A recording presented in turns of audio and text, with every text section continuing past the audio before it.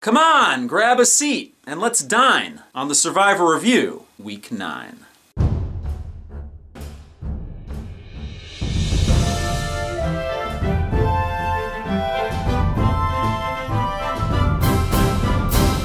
Now this week's episode is a really good one, and it starts out with Abi Maria saying, "Who voted for me? Was it you, Scoopy? Cannot you see?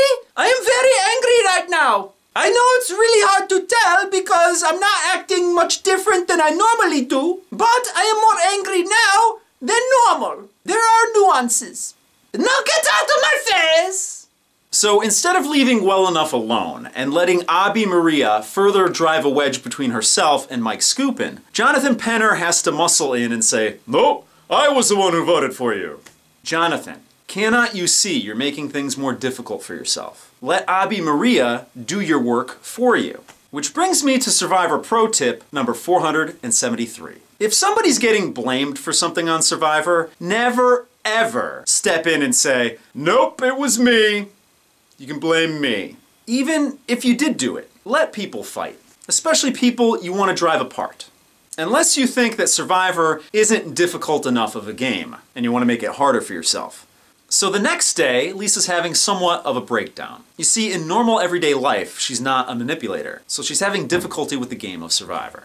So she needs a shoulder to cry on, and in comes Jonathan Penner. And they have a really good talk about the facts of life. Jonathan tells her that they're just both square pegs, and he understands where she's coming from. But he really wants her to break her family ties with the Tandangadang tribe and join up with his ragtag group. Now, he knows it's going to be difficult, and she's going to go through some growing pains in the process. But at the end of the day, who's the boss of Lisa's game? Is it Abi Maria, or is it Lisa?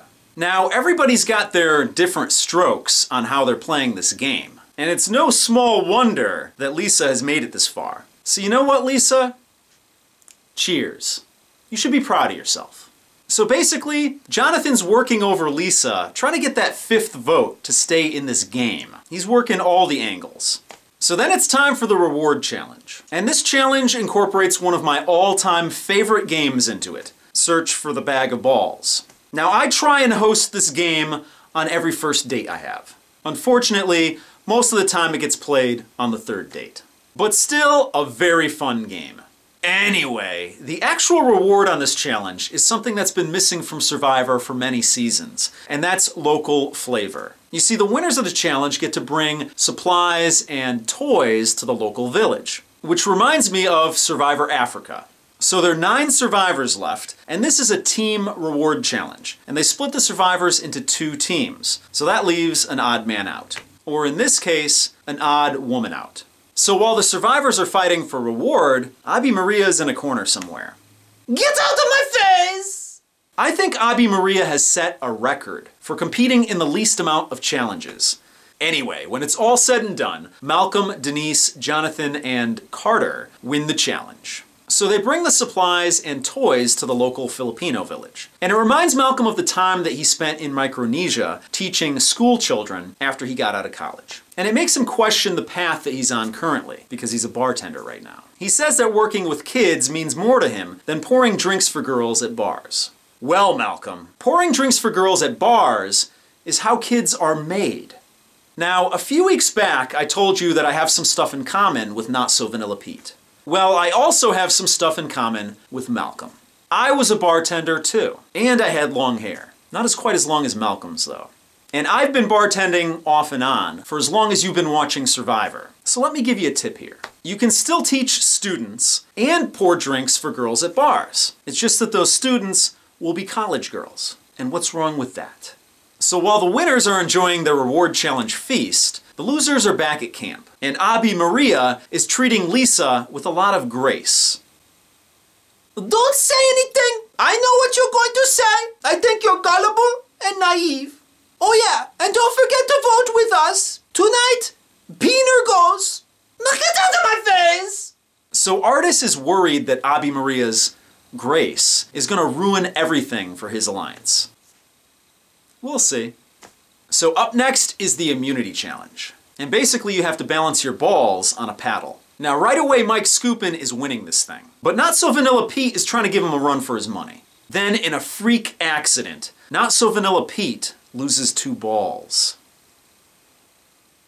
So with no one standing in his way, Mike Skupin wins immunity. Which makes sense when you think about it, because no one has more control over their balls than a guy with 7 kids. I mean, come on. So back at camp, Denise, Malcolm, and Carter. Well, Denise and Malcolm plot a strategy. Now during this powwow, Abi Maria has a very important moment of self-discovery. She says, "Hey guys, I just found a huge clam!" Now first of all, I would never have guessed that. And second of all, don't most girls find that around age 13? Anyway, back to the powwow. Malcolm and Denise decide to vote for Artis to avoid any problems with Abi Maria's hidden immunity idol. Tandangadang's Plan is to vote out Jonathan Penner. Now, Tandangadang has the numbers, but Lisa and Mike Skupin are kind of on the outs in their own alliance. So is anybody gonna jump ship? Well, let's go to Tribal Council and find out. So Lisa reveals that the ragtag remnants of Calabao and Matt Singh showed her grace after last week's Tribal Council. Now, Abi Maria takes exception to this. She thinks she showed Lisa a lot of grace. Now, granted, she thinks that grace means to abuse or to belittle, but come on, you gotta cut her some slack. English is her second language. How many of you can speak 2 languages? I know I can't. Now, before we tally the votes, I want to talk about Survivor Pro Tip number 31. And that's that your number 1 ally in this game is fear. Not your own fear, but the fear that you can strike in the hearts of your opponents. Now, at this point in the game, we know that there are 2 immunity idols out there, and we know who has them, Malcolm and Abi Maria. But there has been no attempt to flush these idols. Now, you can flush idols the traditional way, by splitting the vote. But another way that you flush an idol is to make the person that holds the idol believe that they're gonna get voted out that night. You don't even have to vote that way, but you have to float out the idea that, hey, you know what, tonight we're gonna vote for Abi Maria. Or, hey, you know, we're gonna vote for Malcolm tonight. Put the fear of God in these people that they're gonna play the idol and waste it. Anyway, back to the vote. Artis, my friend, I really am sorry to see you go. I'm gonna always remember you as the guy who had a smile on his face the majority of the time playing this game. Anyway, I guess it wouldn't be a Survivor review without one of these.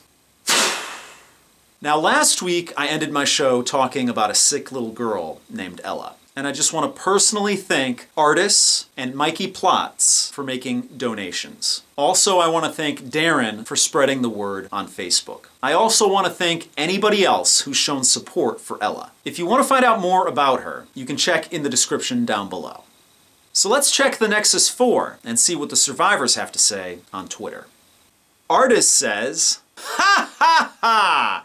Trev, you're absolutely crazy. I can't wait to meet you up close and in person."